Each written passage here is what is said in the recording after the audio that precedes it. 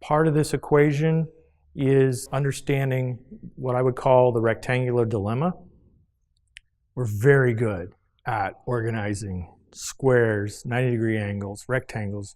We can make larger squares with small squares, and we can keep going. We can make configurations that constantly support the rows of where we've been in terms of establishing how our furniture is laid out. A lot of times it's on a grid facing front of room, and the pedagogy we're talking about doesn't really hang out there in rows anymore. We're actually wanting to do collaborative work with proper distances and wanting to do project-based work, and that doesn't really satisfy how we arranged our furniture at that point in time.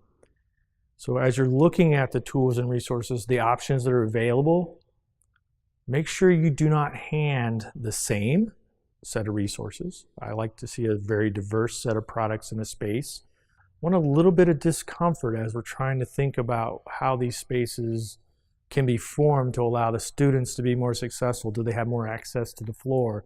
Can they freely rearrange products? Or can a teacher actually gravitate from front of room and have a landing space to work, to do, assist the students?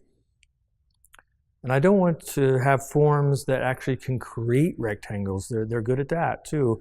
And it's that whole idea of kind of gravitating away from the opportunity to establish rows in a grid, because that's not going to give us the spaces that this next generation of decisions need.